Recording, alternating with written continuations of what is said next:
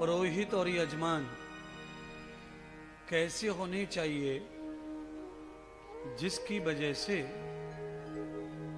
भगवान यज्ञ प्रकट हो जाएं अग्नि से, चाहे नारायण का हवन हो, देवी का हो, चाहे शिव का हो। बंधुओं,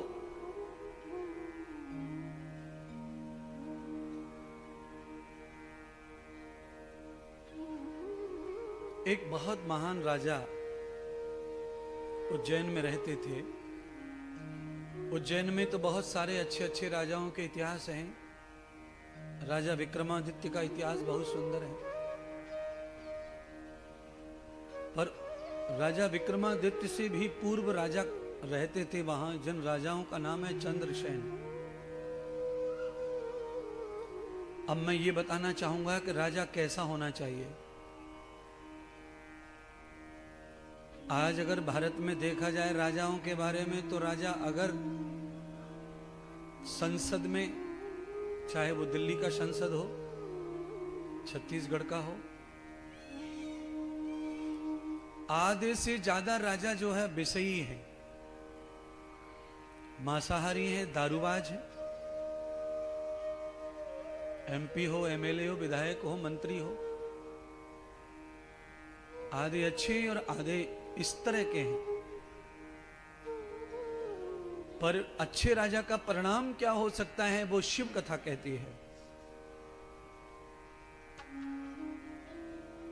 राजा चंद्रसेन शिव भक्त थे। श्रावण का महीना चल रहा था, अखंड व्रत राजा करते थे। राजा के नगर में ब्राह्मण भी ऐसे ही पवित्र अनुष्ठान वेद जाता रहते थे। राजा चंद्रसेन को भगवान शिव की परम भक्ति के फल स्वरूप भगवान शिवजी ने उन्हें मणि प्रदान की थी, जिस मणि को धारण करके गले में कोई राजा उन्हें पराजित नहीं कर सकता था। मणि का अर्थ, आप ये उंगलियों में, अंगूठियों में जो पत्थर पहनते हैं, मणि पहनते हैं, इसका मत लगा लेना कहीं, ये घोर अंधविश्वास है। इससे बड़ा पाखंड कुछ नहीं है। राजा चंद्रसेन को जो मणि प्राप्त हुई वो शिवजी से प्राप्त हुई, न किसी पंडित जी से, न कोई साधु से, न दुकान से। न बृहस्पति का पत्थर था, न शुक्र का पत्थर था, न मंगल का। भक्ति का मणि, और उस मणि का वरदान था न पराजित। सारे विश्व के राजा चंद्रसेन राजा से नफरत करने लगे, और सबके मन में यह भाव आया कि वो मणि हमें प्राप्त होनी चाहिए। सारे दैत्य राजाओं ने आक्रमण कर दिया अवंतिकापुरी में। राजा चंद्रसेन ब्राह्मणों को लेकर अनुष्ठान में बैठे थे। महायज्ञ चल रहा था, रुद्र अभिषेक हो रहा था, रुद्र यज्ञ चल रहा था।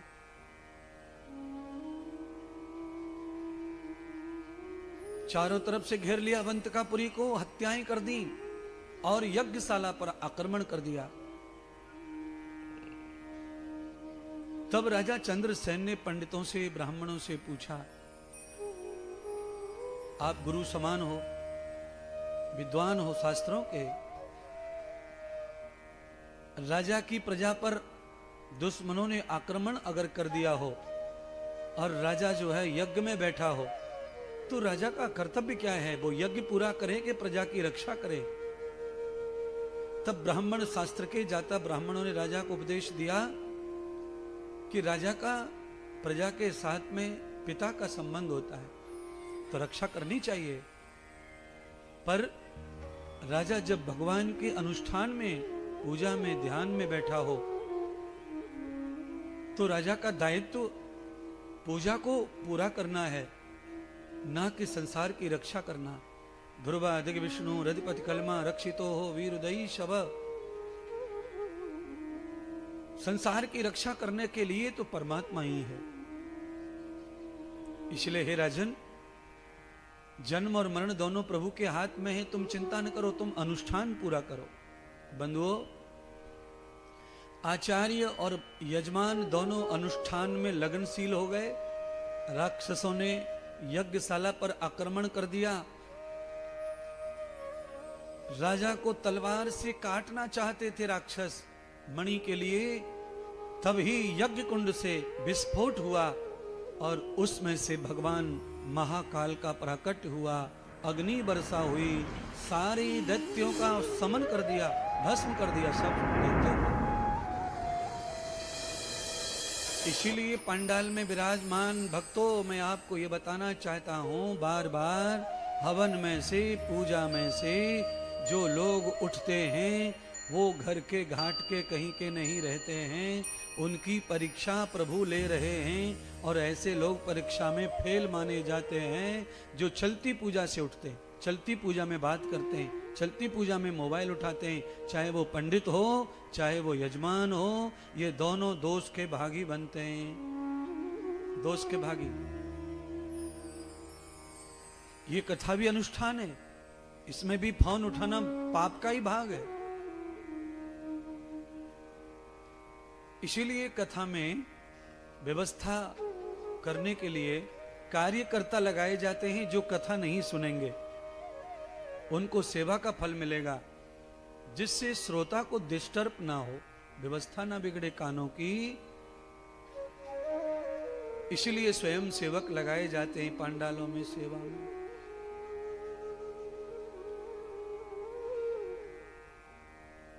महाकाल महादेव ने प्रकट होकर राजा चंद्रसेन से पूछा, वरदान मांग लो।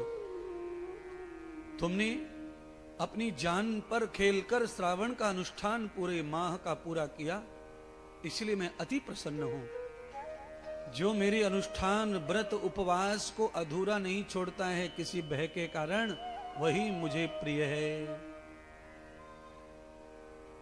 वरदान मांगो। तो कहा, प्रभु मेरे जैसे आपके शिव भक्त अनेक हैं और ऐसे लोगों के पीछे दुनिया पड़ी है, दुश्मन पड़े हैं, ऐसे दुश्मनों से कैसे मुक्ति मिलेगी? इसलिए हे प्रभु, आप अवतरित हो गए हो तो आपके भक्तों की रक्षा के लिए यहां स्थापित हो जाओ। तो भगवान शंकर राजा के काल को बचाने के लिए प्रकट हुए थे, इसलिए महाकाल बनकर आए थे। तो महाकाल रूप में ही प्रभु ने स्थान ग्रहण किया, तीसरे ज्योतिर्लिंग के रूप में। अहम द्रवितम तदम मूर्षाम मेघवर्णम त्वया सुखम। चंद्रसेन राजा के ऊपर आक्रमण और चंद्रसेन राजा की पूजा, ये दोनों को एक ग्वालिन का बच्चा देख रहा था, 5 बरस का।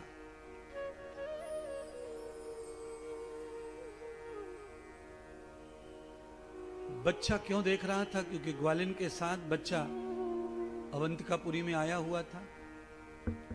ग्वालिन रोजाना रोटी मांगने आती थी।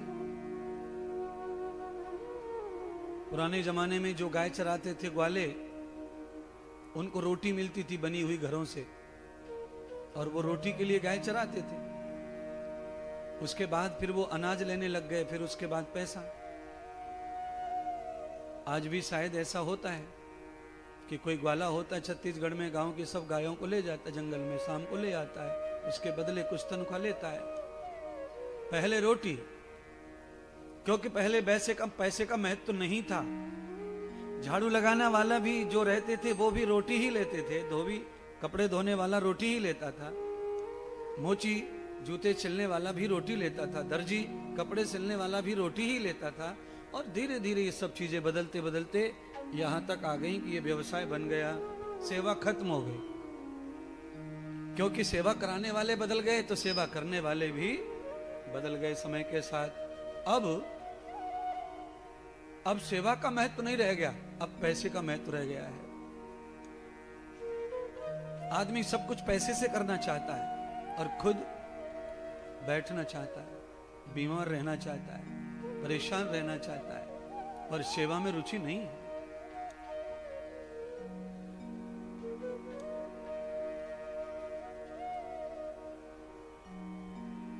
उस बालक ने देखा कि ये राजा की रक्षा हुई है।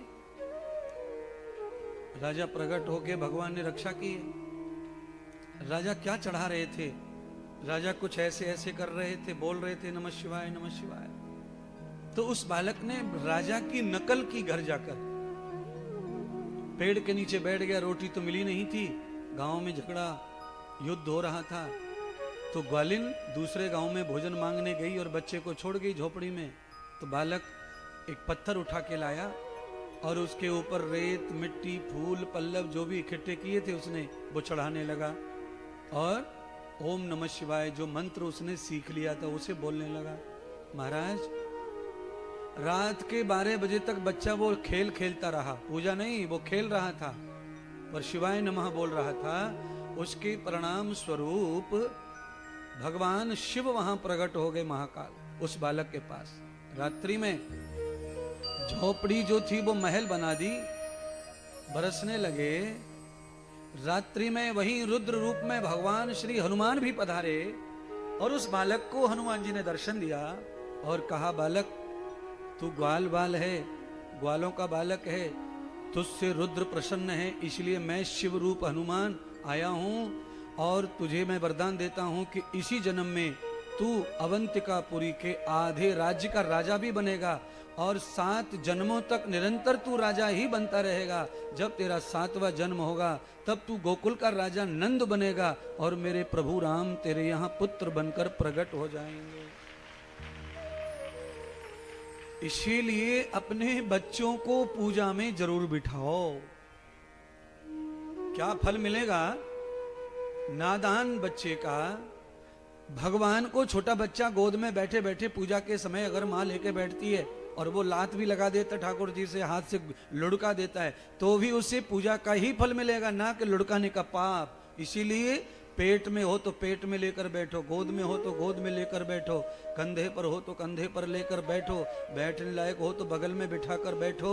आप अपने बच्चों को अगर ये सिखाते हो और बाद में वो भगवान के साथ खेलता है तो भी भगवान उसे भक्ति का ही फल प्रदान करते हैं। 7 जन्म बना दिए बालक की भक्ति ने। शायद आपने पहले कभी नहीं सुना होगा नंद बाबा की कथा। ये ऐसे ही कोई नंद बाबा नहीं बनता, बहुत सारा पापड़ बेलना पड़ता है। निश्चलम निश्चलम त्वयाम, निश्चलम निश्चलम त्वयाम, यात यज्ञ कर्मणाम भवन्ते योगिनी वर्धम तावते तदलक्षणः। हनुमान जी जिस पर प्रसन्न हो गए रुद्र भगवान भोलेनाथ, उसकी तो महाराज बल्ले बल्ले ही है। बालक को राजा चंद्रसेन ने सम्मान प्रदान किया कि मेरे राज्य में एक ऐसा बालक भी पैदा हुआ है जिसने 5 वर्ष में श्री हनुमान जी को प्रसन्न करके और झोपड़ी का महल बना दिया रातों रात। तो आप सभी लोग सुन लो, आपके जिले में, आपके गांव में कोई होनहार बालक किसी भी चीज में अगर नाम रोशन करता है तो उसका सबको ही सम्मान करना चाहिए। राजा चंद्रसेन ने बालक गोपी के बालक को आधा राज्य दे दिया महाराज। हनुमान वरदान दे गए थे, राजा ने वो राज्य दे भी दिया।